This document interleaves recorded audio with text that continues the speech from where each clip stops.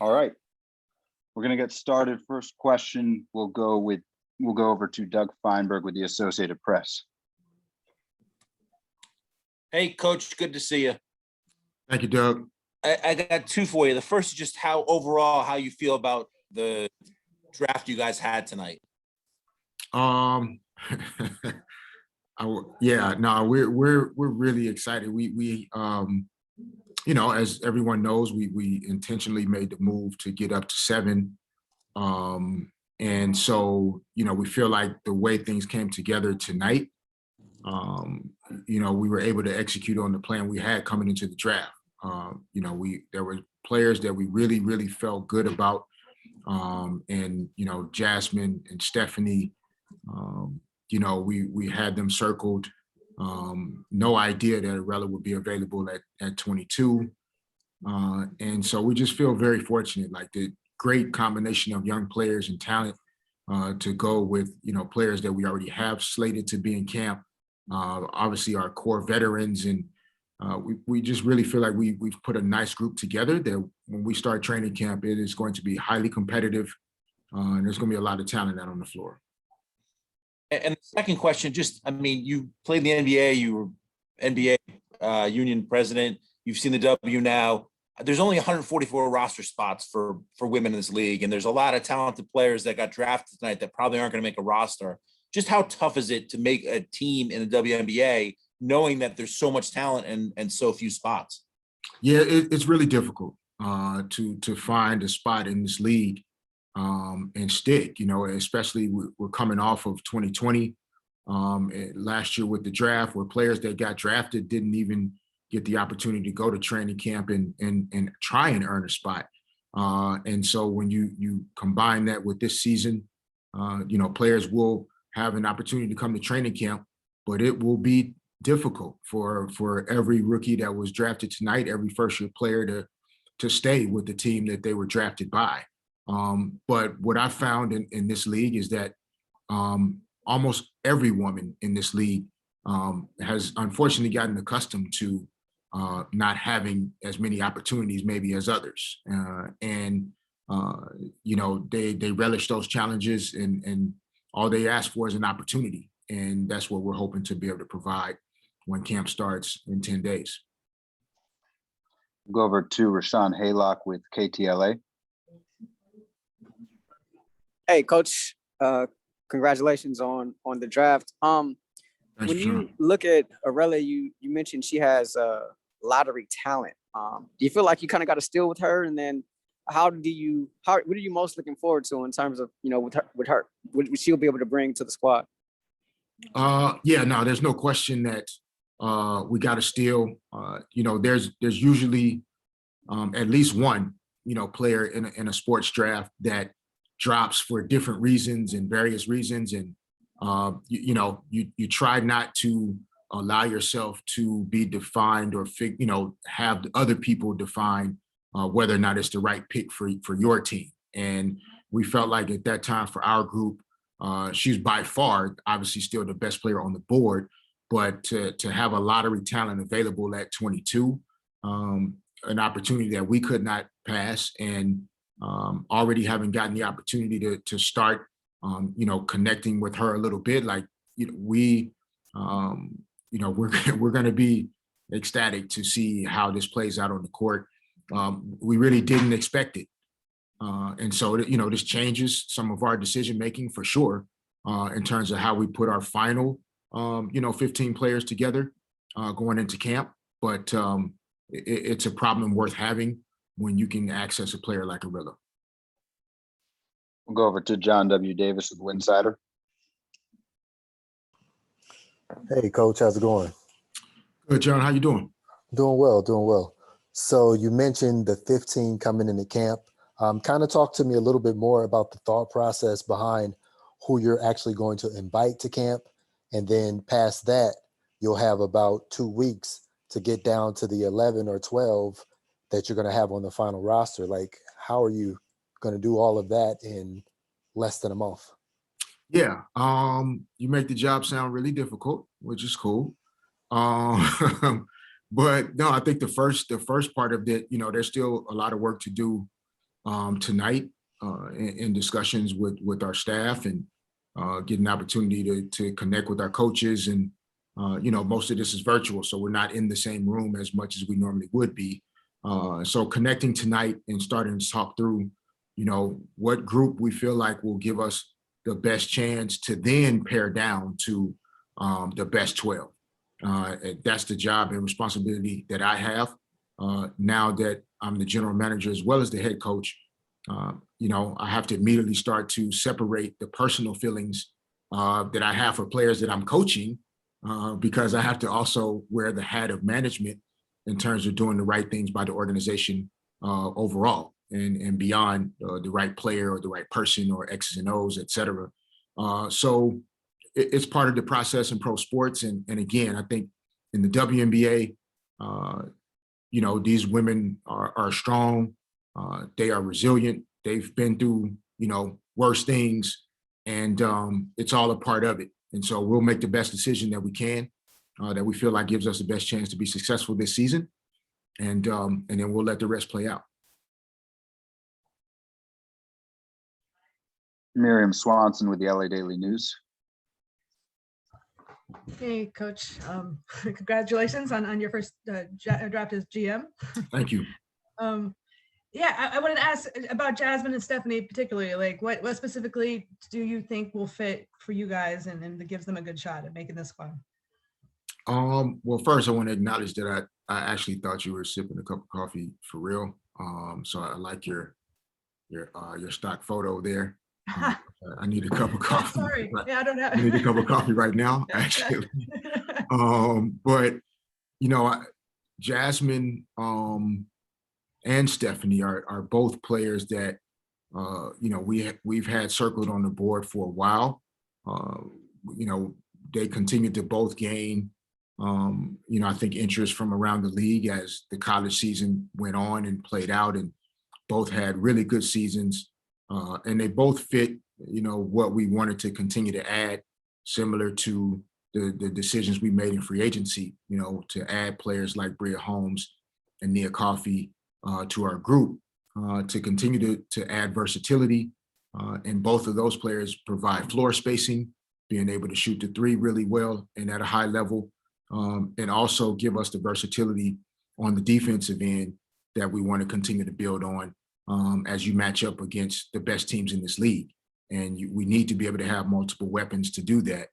We've asked a lot of, TRP, we've asked a lot of Brittany Sykes, and we want to continue to add players that can take that responsibility of guarding the players you need to guard and defend in this league.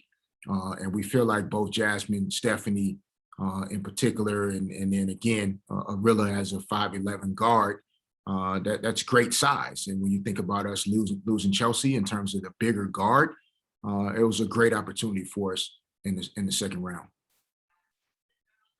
Thanks. We'll go over to Brady Klopfer with SB Nation.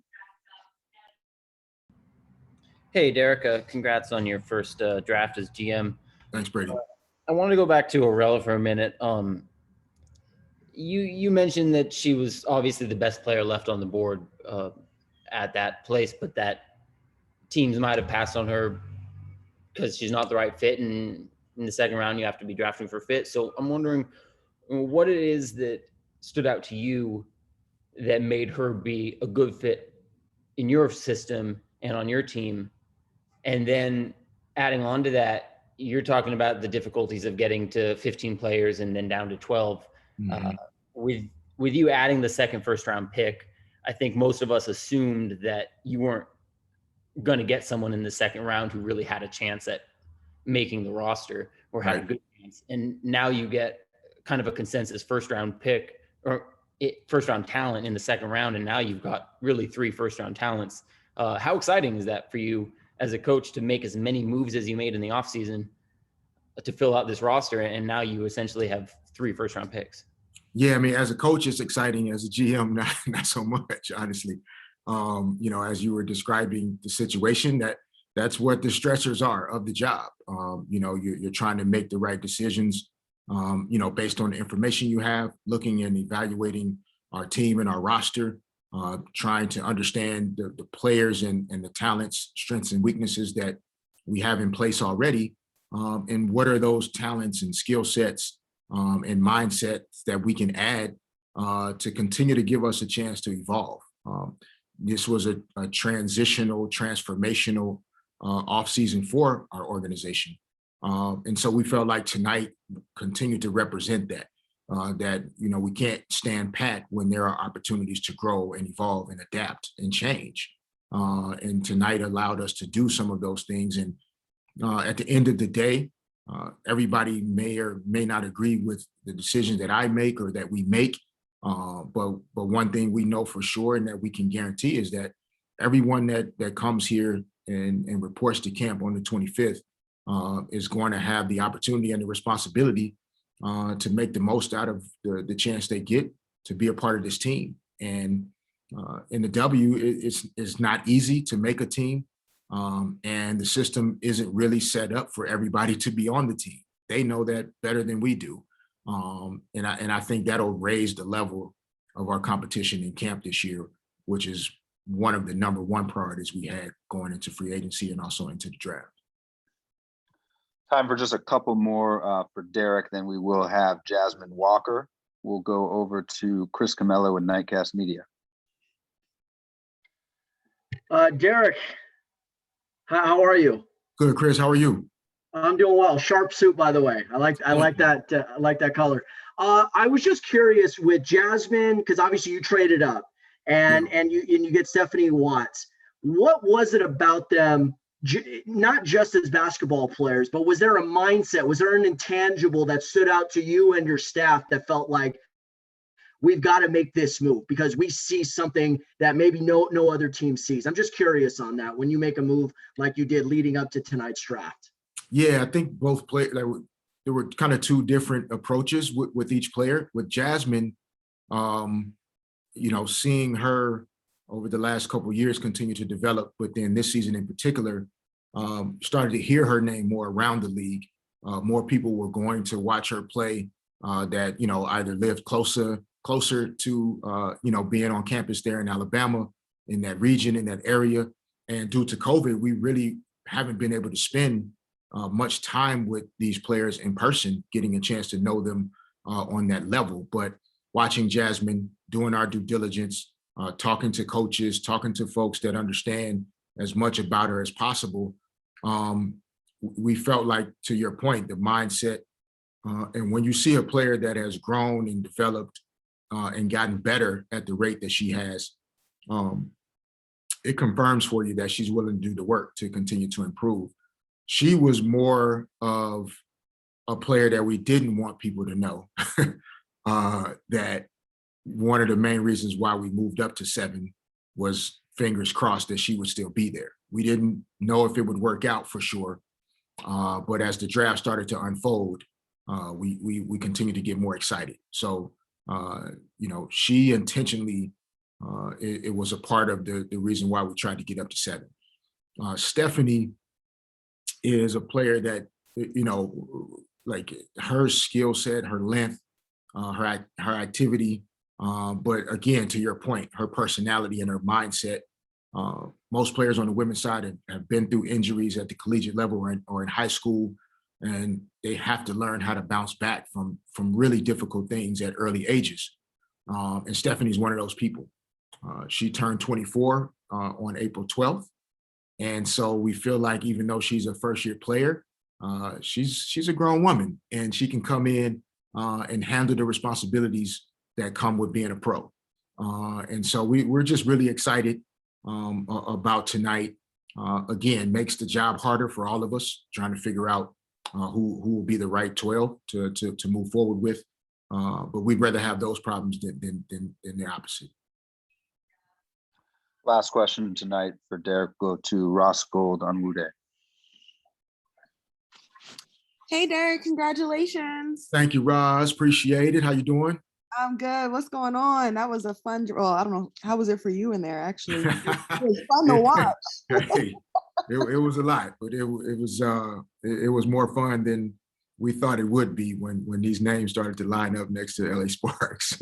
Facts. The Arilla grab was great. I mean, I'm Yes. excited. Wow. Thank But I really just, I was listening to everything you've already said. So I had a question for you then in your first draft as GM. What was it like?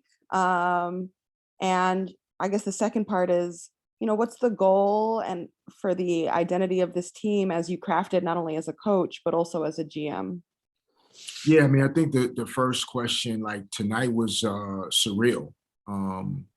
Very, very thankful for the opportunity to be in this position and take it very seriously.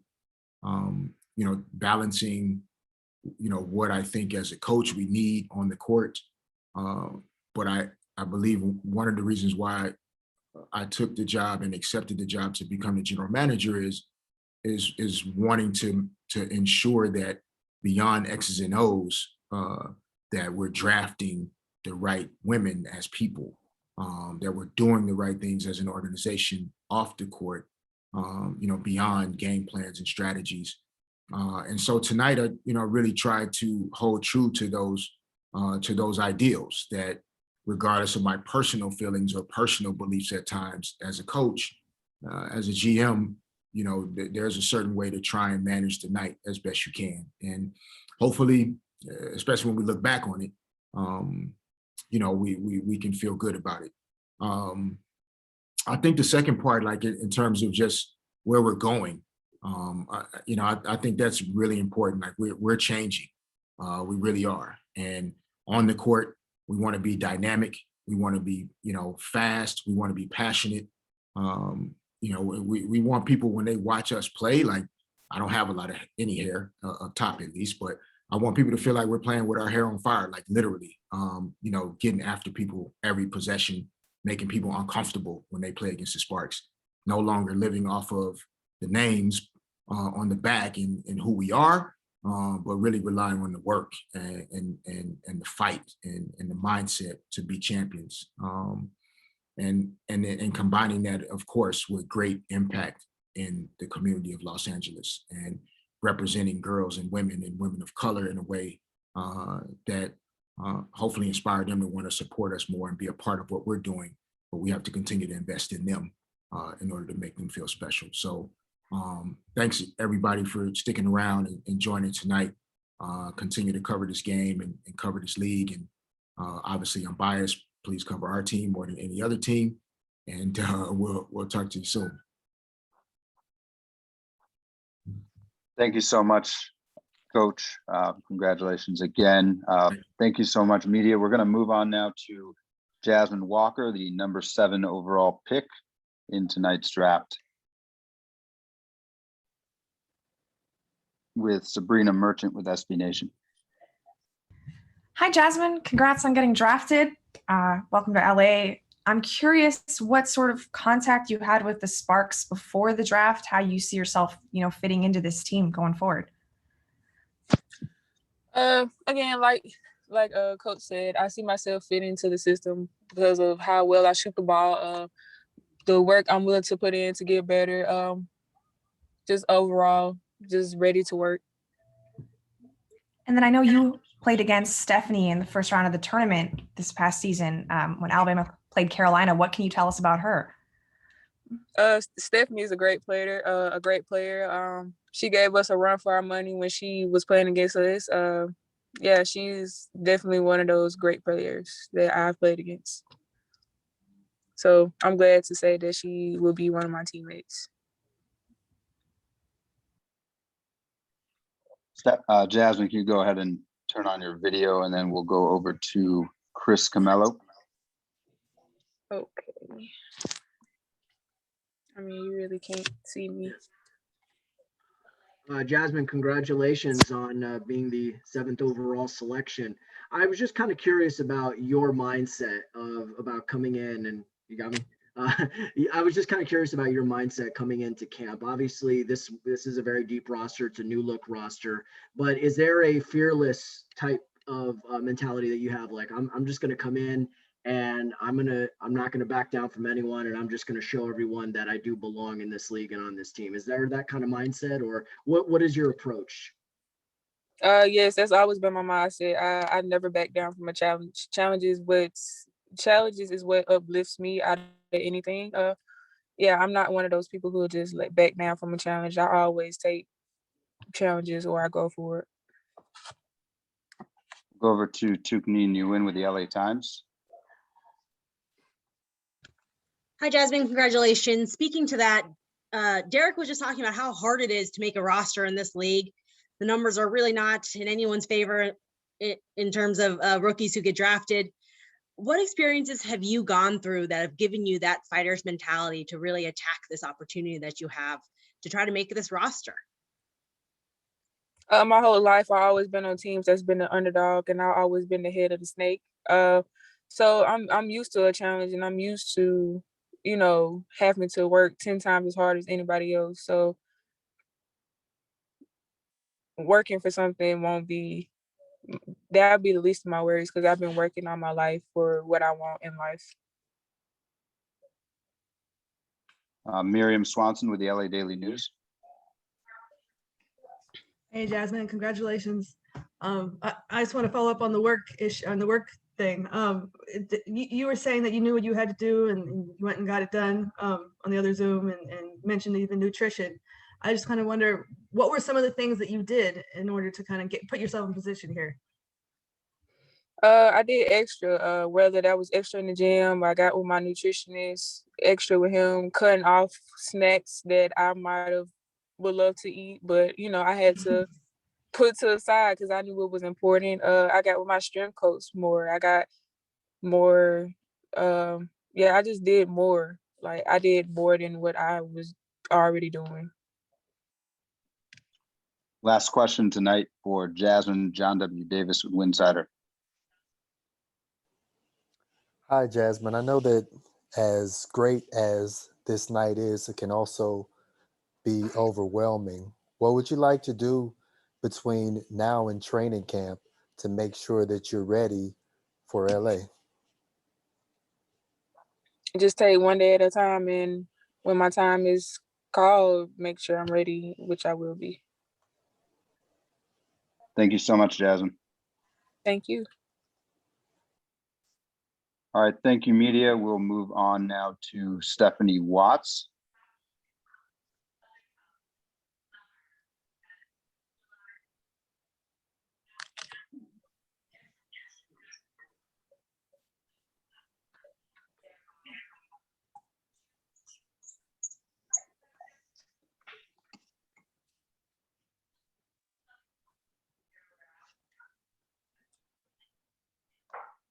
All right, thanks for joining. Thanks for joining, Stephanie. We will start with Tukni Nguyen with the LA Times. Hey, thanks for having me. Hi, Stephanie. What was today like for you? Were you necessarily expecting your name to be called and head back to Sparks? I know you have history here in LA, so what was kind of your emotions hearing your name called? I think my dream was to go back to LA. I had talked to Coach Fisher a lot. We had really good conversations, and I'm just overwhelmed and so excited to be heading back to LA, and I just can't wait to get to work.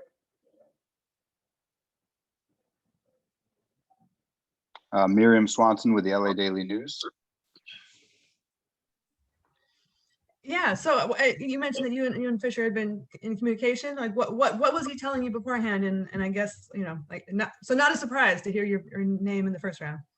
I wouldn't say that, but I would say that we had really good conversations, and you know, we didn't always talk about basketball, but we just talked about life and, you know, our personal, and just got to know each other as people, and just felt that it would be a really good fit. So I'm just blessed that they kept believing in me and, you know, are giving me this opportunity to come to LA. Thanks, Miriam. We'll go to John W. Davis with Winsider. Hi, Stephanie. How important is it to come to a place where you know for a fact that they believe in you and they just didn't draft you because you just happened to be on the board at that time? It means more than I can explain. You know, I wasn't, you know, I've had surgeries. A lot of people counted me out, and for Coach Fisher and the entire Sparks organization to continue believing in me, in my game, and, you know, what I can do at the next level, what I know I can do at the next level. means everything to me. So I'm going to go there and give everything I have and, make an impact. I can't wait. Thanks, John. We'll go over to Sabrina Merchant with SB Nation. Hey, Stephanie, congratulations. Just to build on what you said earlier about your conversations with Fisher, was that something like that relationship that you were able to build with other teams during this pre-draft process, or was that sort of unique to when you were talking to Fish and the Sparks?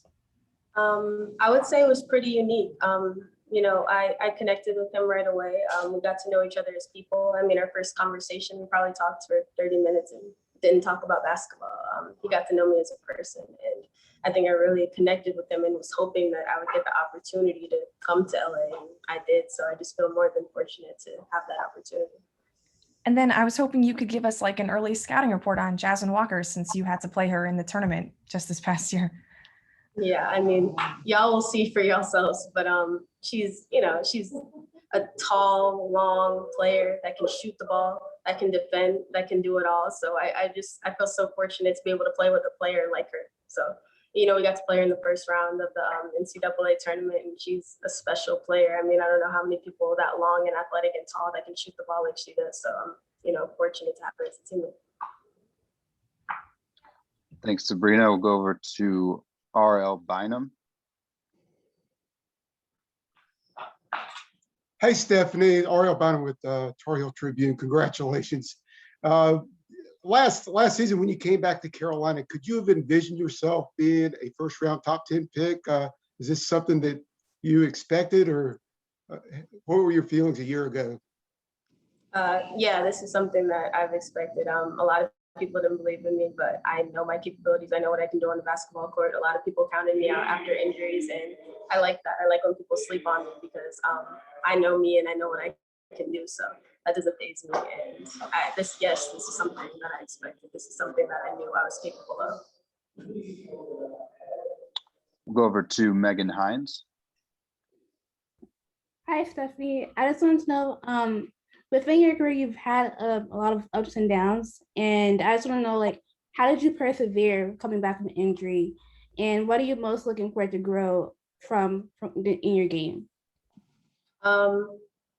Yeah, I was coming off an injury, so I got off to a little bit of a slower start than I would have liked, and people slept, people counted me out, and that's fine because I knew I was just getting off to a start with injuries, but I knew what I was capable of, as I've said 1,000 times already. And I just know that I can bounce back. After my first injury, I was out for about a year and I didn't play any basketball for a year. And after I bounced back from that, I feel like I can bounce back from anything. So nothing can really slow me down after that. And I'm just fortunate to be here and to be in this conversation and to be in this position after going through so much and after being counted out. But I just kept betting on myself.